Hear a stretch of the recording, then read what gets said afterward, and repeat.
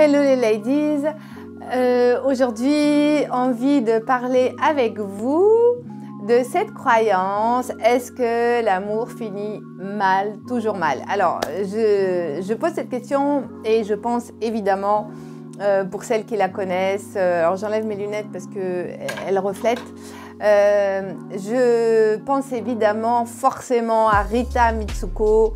Les histoires d'amour finissent toujours mal. Et sincèrement, quand je pense à cette chanson qui m'a bercée et qui a bercé, je pense, des milliers de personnes comme moi, à leur chanter et combien elle a pu nous faire du tort, avec tout le respect que j'ai pour Rita Mitsuko, que j'aime beaucoup. Mais en tout cas, combien cette chanson a pu nous influencer indirectement et inconsciemment.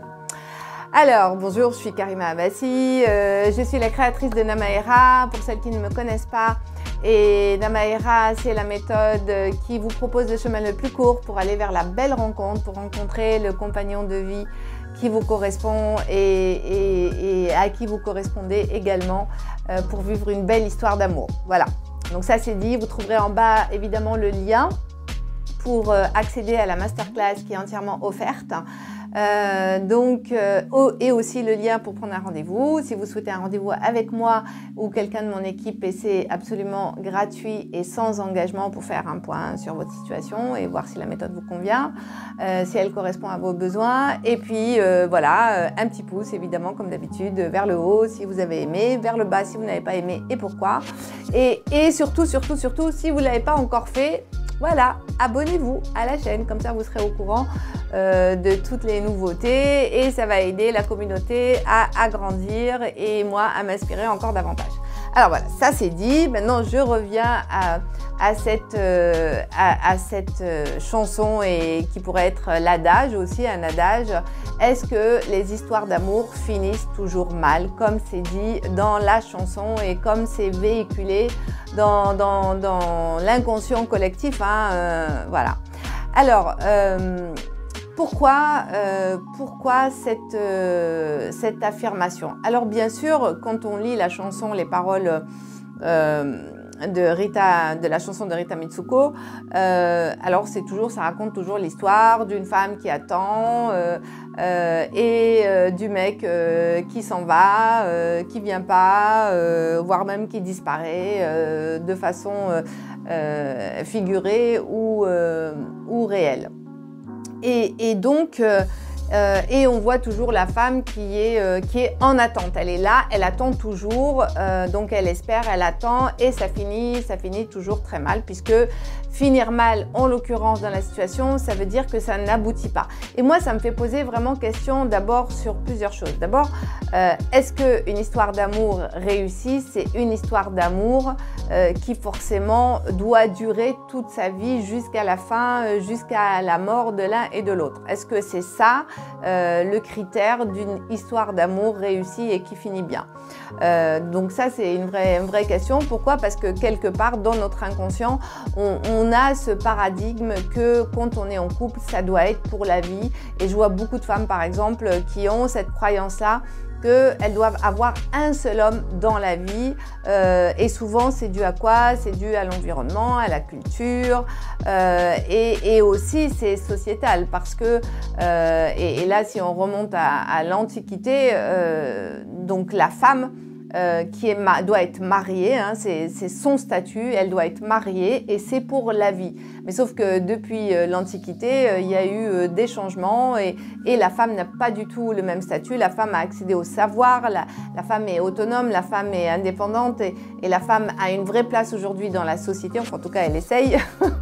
Voilà, et donc quand je dis elle essaye, ça veut dire que tout n'est pas encore complètement gagné, voilà, il y a encore beaucoup à faire. Et donc on est dans ce siècle-là à fonctionner avec des paradigmes et des lois qui datent de l'Antiquité. Donc là, il y a réellement un fossé, c'est pas cohérent en fait. Donc ça pose la question en effet, voilà, qu'est-ce qui définit un couple, une histoire d'amour réussie ou pas? Parce qu'il y a l'histoire d'amour, parce que là on parle véritablement d'histoire d'amour ou du couple et de la relation. Parce que dire qu'une histoire d'amour, elle doit forcément finir bien dans le sens où elle doit durer toute la vie, est-ce que c'est juste? Une histoire d'amour, comme l'amour, c'est une émotion, donc une émotion, on peut pas décider de sa durée. Donc, en revanche, un couple, c'est quelque chose qui se construit. Donc là, on peut choisir de faire les efforts et de construire pour que le couple dure. Alors ensuite, est-ce que couple veut dire qu'il y a de l'amour ou pas? Je pense que l'amour, c'est quelque chose qui évolue. Donc, deux personnes qui se rencontrent, qui ont une vraie histoire, qui tombent amoureux, quand au bout de 19 ans, 20 ans, 30 ans, 40 ans, c'est pas la même chose. Donc, le sentiment évolue et les intérêts évoluent. Alors, on peut parler d'amour, mais ce n'est pas le même amour qu'au démarrage. Donc, alors, je reviens à cette question vraiment de cette affirmation, les histoires d'amour finissent mal. Moi, j'ai été baignée là-dedans, beaucoup de femmes et d'hommes ont été baignés là-dedans. Et en fait, comme une croyance, qu'est-ce que c'est? Une croyance, c'est une pensée, c'est une affirmation qui se répète et qui finit par être ancrée.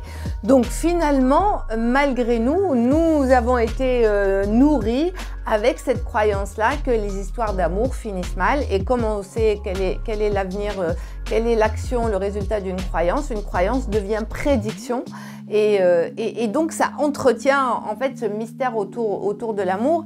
Et aussi, je trouve que ça fait beaucoup référence à l'ère du romantisme.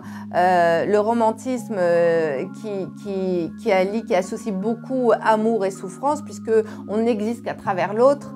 Et donc, soit parce qu'on est aimé ou parce qu'on n'est pas aimé, on n'a pas cet amour-là, on ne reçoit pas cet amour-là, donc on souffre. Donc c'est très lié à la souffrance. Et quand je souffre, j'existe aussi. Donc c'est aussi amour-souffrance. C'est comme si, voilà, on nous a mis cette graine dans la tête que l'amour veut dire forcément souffrance. Et donc pour aimer, il faut souffrir avec toutes les conséquences que ça suppose. Et si je suis dans une relation que je souffre, c'est que c'est de l'amour. Voilà. Donc, et là, c'est dangereux parce que ça amène des dérives. Donc oui, cette graine qu'on nous a semée et qu'on a fait grandir. Et donc les croyances deviennent prédictions.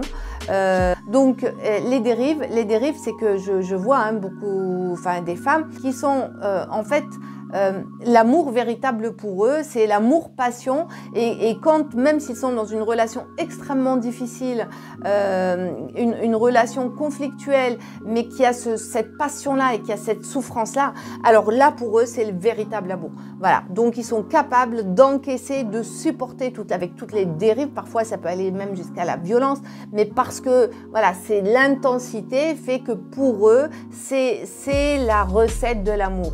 Et là, non. Non. La réponse est non. Cet amour-là n'est pas, je crois pas que ce soit le véritable amour. Enfin, j'en suis même persuadée. Et l'amour-souffrance, ça c'est une croyance qui date du temps de la Renaissance et du XVe siècle, qu'on nous a inculqué. L'amour n'est pas souffrance. Et donc, les histoires d'amour ne finissent pas toujours mal, bien évidemment. Preuve en est que quand on regarde, bien sûr, on focalise sur les histoires qui vont mal, mais si on regarde autour de nous, voire même dans les célébrités, il y a un pléthore d'histoires d'amour qui durent, en tout cas de relations qui durent. Ça existe. Mais là, preuve en est, c'est qu'au départ, ça a commencé par une histoire d'amour, mais ça ne s'est pas arrêté là, en fait. Ça a commencé par une histoire d'amour et il y a de la construction tout au long pour consolider la relation et le couple et construire quelque chose ensemble. Donc voilà.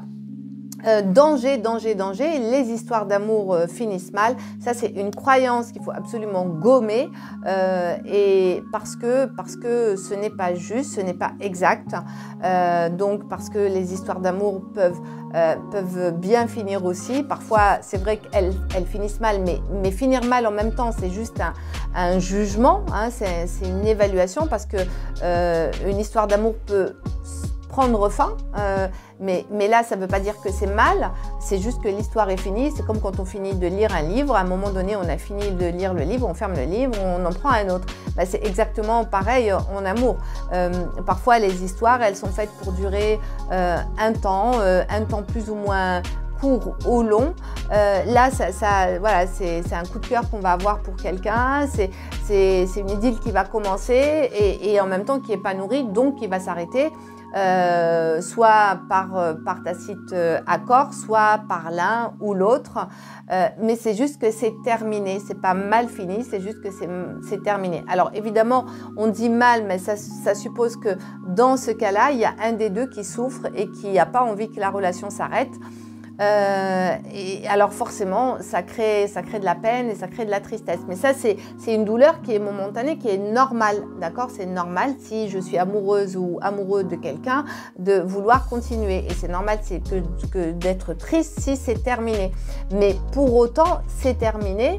C'est pas que c'est juste une question de perception. Donc au lieu de me dire c'est une focalisation, voilà, au lieu de me dire voilà ça se finit mal et donc du coup je reste dans cette souffrance et que je me ferme au monde, et donc au lieu de rester là, donc c'est de m'ouvrir à autre chose. Comme je disais tout à l'heure, j'ai pris l'exemple du livre, j'ai fini mon histoire. Ok, j'ai de la peine, j'accepte, j'accueille, j'accepte. Et en même temps, maintenant, je me prépare à aller vers autre chose. C'est que ce n'était pas juste cette histoire-là que je devais vivre sur une durée plus longue. Voilà. Donc, pour terminer, non, les histoires d'amour ne finissent pas toujours mal. Certaines finissent même très bien. Et encore une fois, le plus important, c'est que ça fonctionne pour vous et que vous soyez heureux et heureuse. Voilà, le temps où vous êtes ensemble, que ça dure voilà, 3 mois, 6 mois, 1 an, 10 ans, 15 ans, 20 ans. Le plus important, c'est d'être heureux. Alors, je vous souhaite à toutes d'être heureuse en amour et de faire ce qu'il faut pour l'être, parce que c'est du travail aussi d'être heureuse en amour. Voilà, c'est pas juste un claquement de doigts comme ça. Ça demande du travail et notamment un travail sur soi. Voilà, donc je vous dis à bientôt sur la prochaine vidéo, peut-être en entretien si vous prenez rendez-vous, voilà, qui est offert et gratuit. Et pensez aussi à la masterclass et au petit pouce et à vous abonner. Je vous dis à bientôt.